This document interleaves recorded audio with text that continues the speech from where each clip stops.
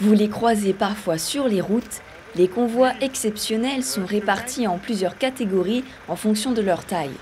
Si les plus petits prennent la route en solitaire, au-delà de 3 mètres de largeur, ils sont escortés par une voiture pilote pour assurer leur sécurité. Cette mission est parfois compromise par certains comportements des usagers. Un décret, entré en vigueur le 1er mars 2017, modifie plusieurs règles du Code de la route relatives aux transports exceptionnels pour notamment fluidifier la circulation de ces transports. Lors d'un rond-point, la voiture pilote, elle s'engage. Les usagers de la route doivent faciliter le passage des convois, c'est-à-dire qu'ils doivent laisser passer le camion. Si on est en 3e catégorie, qu'il y a une voiture derrière, ils doivent laisser passer la voiture. Et très souvent, c'est pas le cas. Ils laissent passer le camion parce que c'est un camion, et la voiture qui est derrière, ils forcent le passage. C'est pareil sur les feux rouges.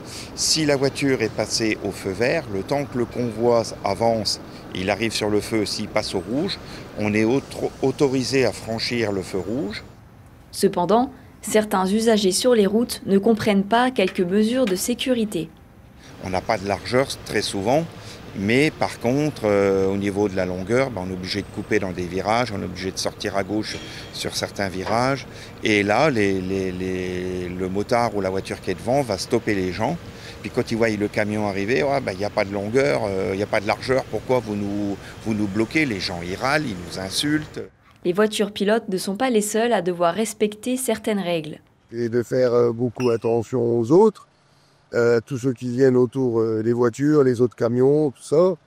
Et puis les sécurités, donc après les plaques, les gyrophores, les lumières, les voitures pilotes selon la largeur qu'on transporte, la longueur. Aujourd'hui, Fabien va devoir escorter ce convoi transportant une pièce de 3,20 m. Une fois que cette dernière est correctement sécurisée sur le camion, l'heure est au départ. Un trajet d'1h45, direction Arcis-sur-Aube. Sur la 4 voies, je vais me serrer à droite ou je fais le tour du rond-point, je me remets derrière toi.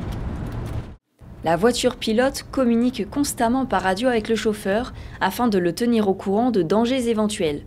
Lorsque le convoi est imposant, il est essentiel de prévenir de l'arrivée de véhicules ou de camions.